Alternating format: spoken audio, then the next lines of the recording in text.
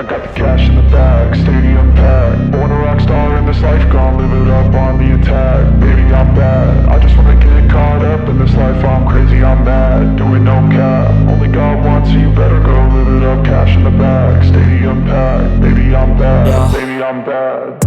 I just wanna stay bad, stay mad. Chip on my shoulder cause they treat me like an outcast. I ain't gonna take that, stay back. I'll be swinging hard till the hits come in all caps. I ain't gonna lay back, pray that someone's gonna help me. Ain't nobody like that. I ain't gonna wait, that's all fact. Give me one shot and I'll never get the throne back. I'm sick of being cautious, I'ma go cause something, can't stop this. I'ma steal everybody's lane, call it shoplift. Sick of hearing everyone complain when they thoughtless. Taste the pain, it's like candy canes. It makes me go change into a better frame, into a better name. Society's insane, we all live for fame, yeah. Cash in the bag, stadium packed. Born a rock star in this life, gon' live it up on the attack. Baby, I'm bad, I just wanna get caught up in this life. I'm crazy, I'm mad, do it no cap. Only God wants you, better go live it up. Cash in the bag, stadium packed. Baby, I'm bad, baby, I'm bad. I got the cash in the bag, stadium packed. Born a rock star in this life, gon' live it up.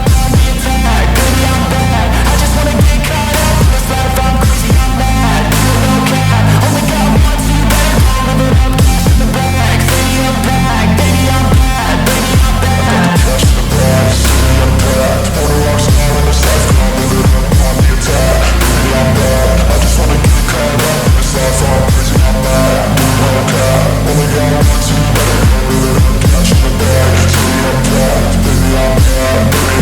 I won't obey. You cannot tell me what I cannot say. I'm here to last, so yeah, I'm here to stay. I'll live each second like my final day.